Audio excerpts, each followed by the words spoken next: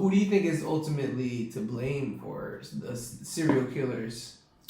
I know the mom gets a lot of slack, but like, what about the dad? I haven't heard of any serial killer whose dad was like their best friend. The mom gets a lot of slack? I mean, theoretically, it like when you do the psychology of it and you break down serial killers, they usually hate women, which usually stems from fucked up relationships with their moms. Yeah. But like, what about the dads? Well, I mean, in Dahmer, they did a lot on the dad. The dad showed him how to cut bodies up. But they would probably blame the mom because she left. What's going on, Duckies? I'm Manny Oso. I'm Nicky Trendz. And you're listening to Boba Stories. Your favorite 15-minute podcast. And you know what? We had a little conversation. We decided it's been long enough.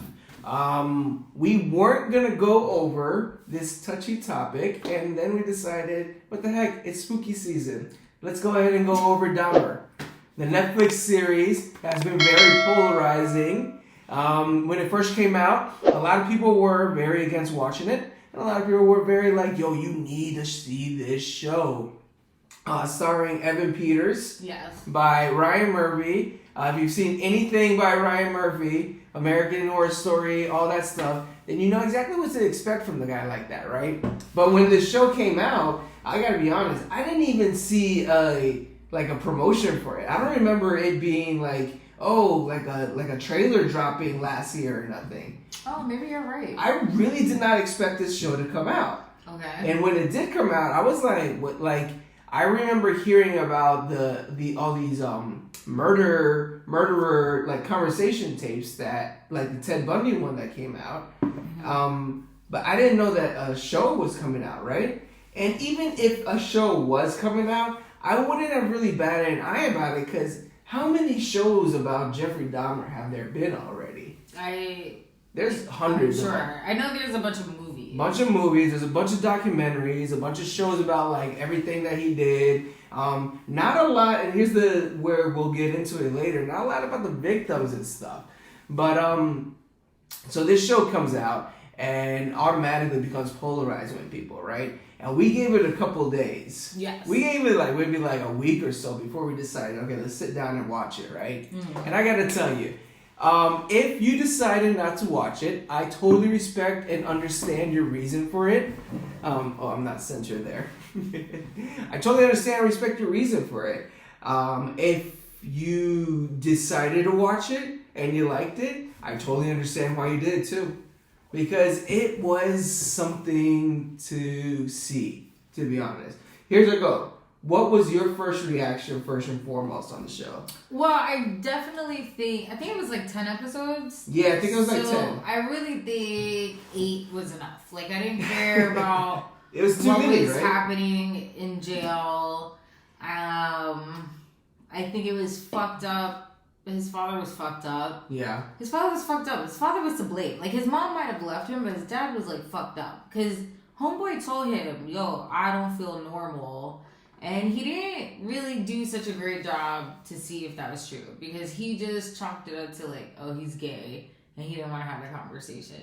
So that was stupid. Like, to me, it's ultimately the dad's fault. And not because he taught him how to cut up bodies. Because I don't think he was really that great of a dad.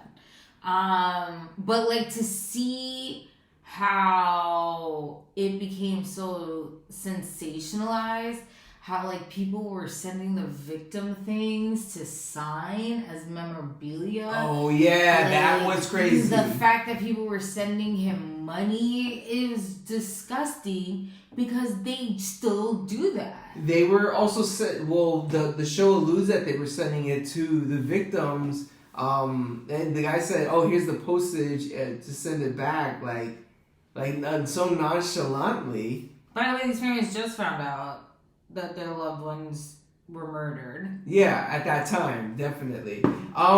So yeah, I mean, 10 episodes was definitely a lot. I gotta admit that I do agree that the stuff that happened in the jail, I don't really think that was necessary. I don't think it was necessary to watch Jeffrey Dahmer's death. You can allude it in the show that it happened, but we didn't need to see it. Yeah. There was no reason to have a sympathy for that. Yeah. Regardless of how you feel about it, like there's no reason for that. But like, even if you wanted to tell the killer, the guy who killed him in jail, if you want to tell his story, an episode on what led him to do that, totally for that. I gotta we say, didn't need to see Jeffrey Dahmer's I gotta body. say though, the fact that the father was like dumbfounded that the victim sued him, because he was trying to make money, after he wrote the book. It was a New York Times and he was pissed bestseller. off. And he was pissed off that the movie rights got taken away from him, and how dare these victims want money from him? What? Come on! I was like, you should be in jail, sir. You. Well, then, speaking of that, let me ask you. As far as the show goes, there's been a lot of people throwing in the question around the point of the show. Ryan Murphy says that number one of the rules on the set was that they never wanted to tell the story from the point of view of Dahmer. They wanted the story to come from the point of view of the victims. So let me ask you, do you think the show succeeded with giving the story from the point of view of the victims? Do you think it was from the point of view of the victims? No, I do not. Yeah. I think it was amazing acting.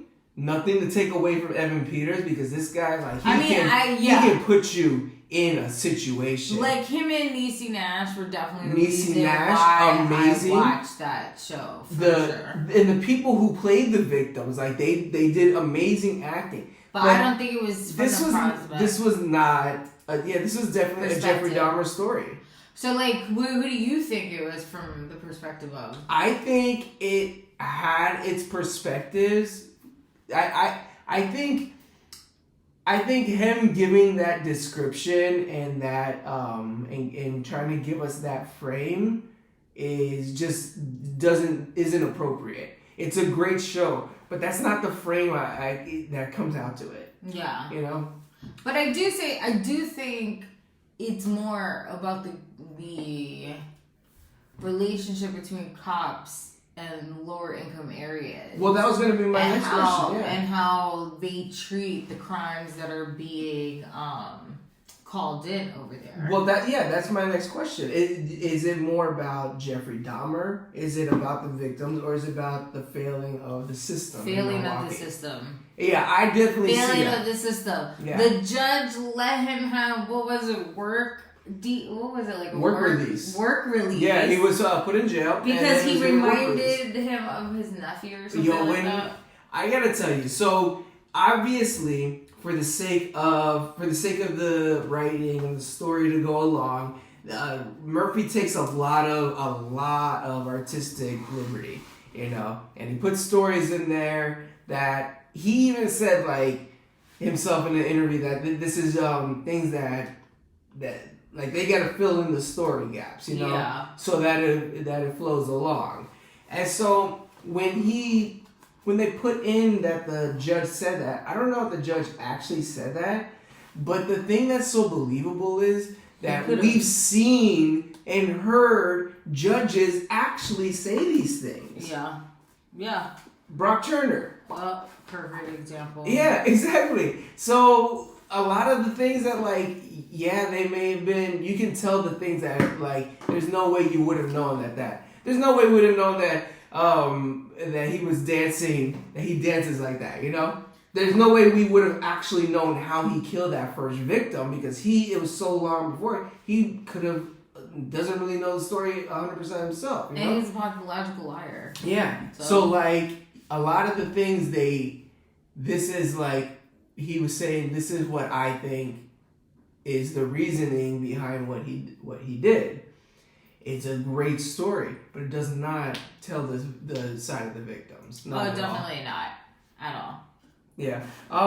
So as far as that goes, there was one episode that I really loved. I think everybody unanimously loved it. It was the deaf one, right? It was called Silenced. And this one had to do with. Can we also Tony. talk about how now that is a. I was gonna say. So the first reaction, once we realized, and the way they lead into this episode, if you watch it, the end of the episode beforehand, it introduces you to his apartment when he first moves in, and he turns around and you see him trying to sign, right? Mm-hmm. And so when he does, I'm not going to do it. That's disrespectful. You see him trying to sign, and then he looks, and you're like, why is he signing? And you look at the guy, and you're like, we looked at each other, and we said, oh my God, that guy's deaf. And we were like, no. And the episode just ends. And we're like, okay, we're going to stay up another hour, watch the next episode. I mean, that episode was infuriating. And as soon as we realized what the episode was, the first thing you said was, what is it? Just like Murders in the Building?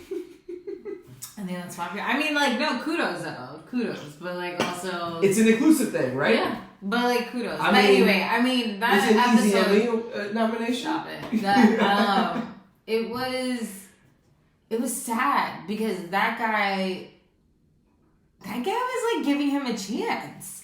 That was the saddest episode because that guy was gonna come back. There wasn't a part of me that didn't think he was gonna ghost him. Yeah. He was gonna come back. And this sociopath killed him. If he would have had his keys on him, he would have been alive.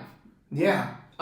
So the guy was a deaf mute, and I think the saddest thing was that you knew exactly what it was going to lead up to, because the whole episodes leading up to it, you see how he ambushes the people from behind, and that's all I kept thinking is like, oh my God, he's not going to see it coming, he's not going to hear it coming, he's not, and that's what I keep thinking every time they're alone. I'm like, he's not going to hear it coming. That's the saddest thing about it. Yeah. And then it fucking happens. It happens, and he doesn't. Oh yes, it made me cry.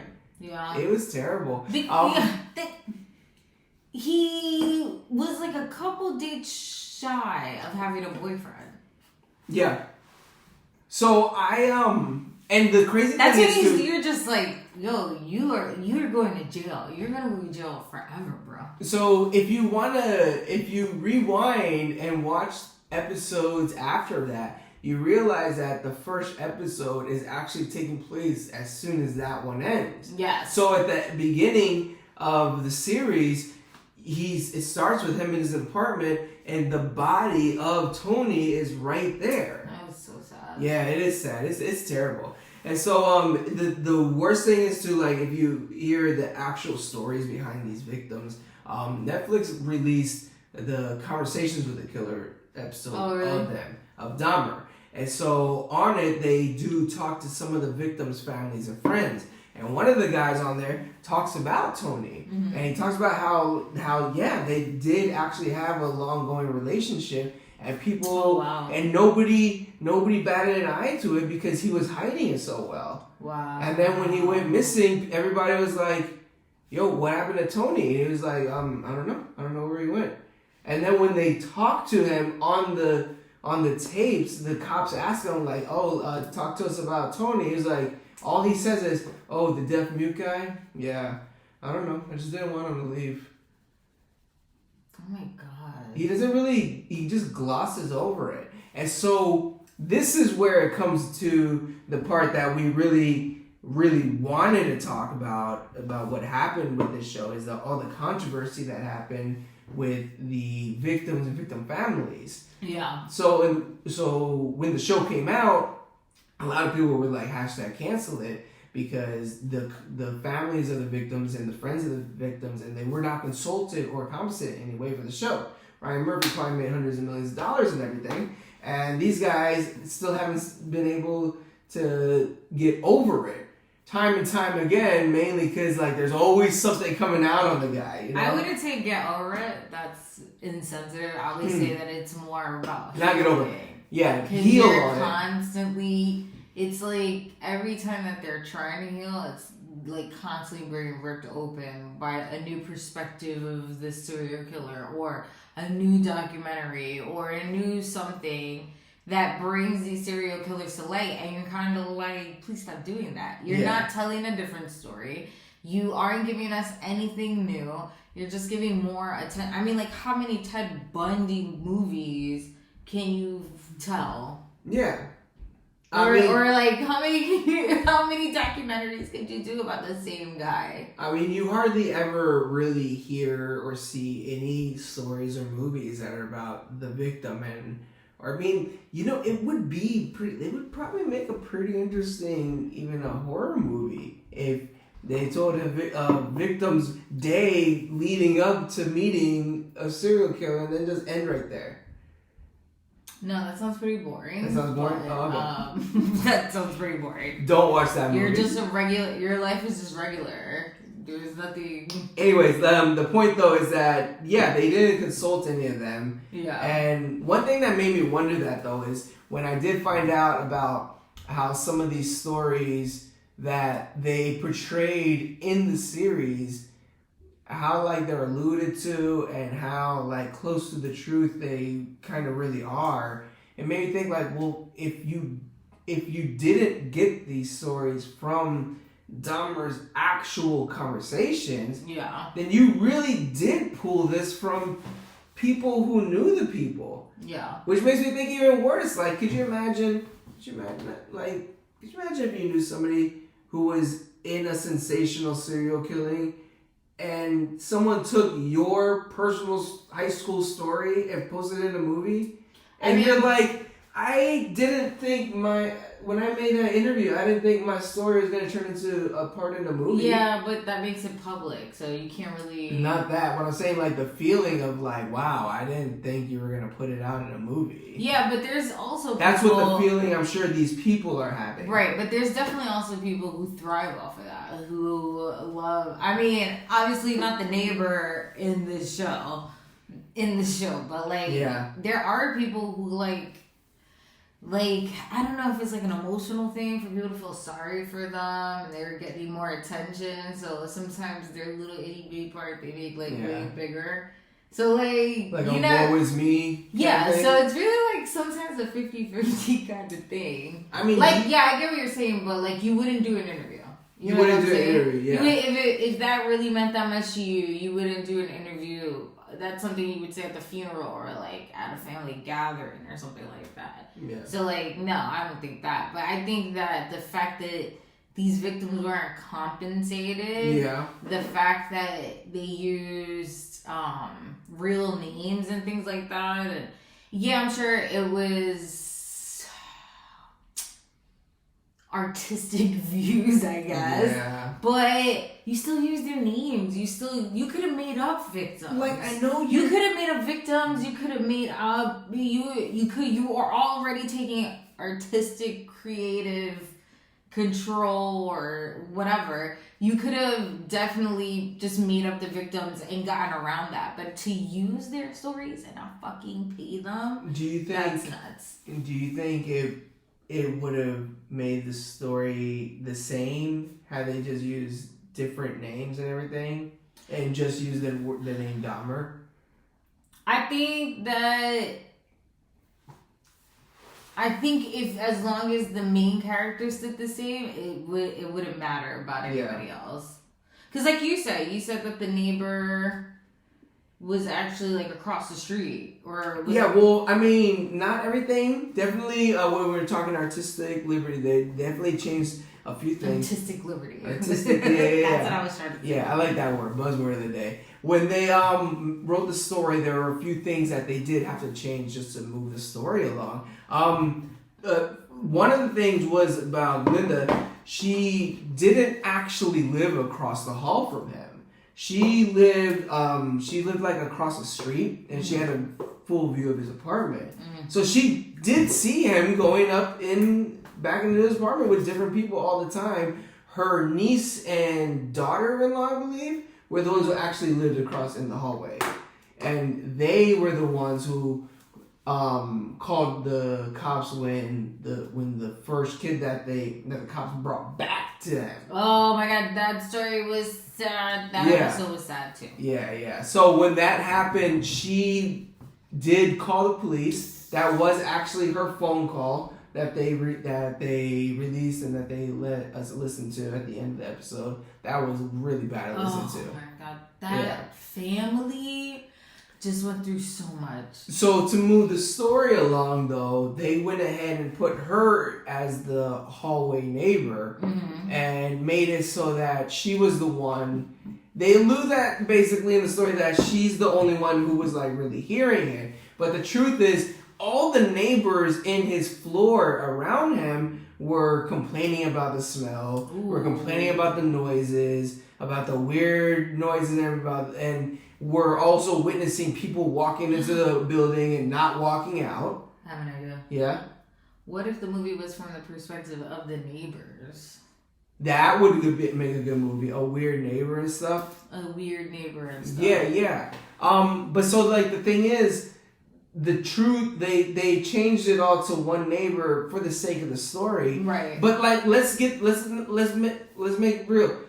If you had a neighbor that had dead body smell is something you smell. But they didn't. I don't think they knew. I'm just saying, like, I don't think one neighbor would be complaining about. Yeah, no, you're everyone around them, the one on top, the one on bottom, all of us. If our direct neighbor, if the person across this building right here had a dead body, we're gonna smell that, and we're complaining too. All right. And so that's what I'm saying. Like they obviously didn't have time to write in for all these people to make complaints. Well, so they did it to one person. If they changed that, what else did they change? The other thing they changed was Ronald Flowers. So he's the guy that the grandma came downstairs and was like, "What are you doing? Yeah, this guy's sick." they saved him. Yeah, she saved his life. Granny saved the day. Yeah, so Granny comes downstairs. She was a little racist. This is So this is after he started going through a serial of like drugging people, killing them, getting rid of their bodies. Whole routine. One last guy comes in, and so he gets drugged. He passes out on the couch, and Granny comes downstairs, and he's like, "Granny, go back upstairs."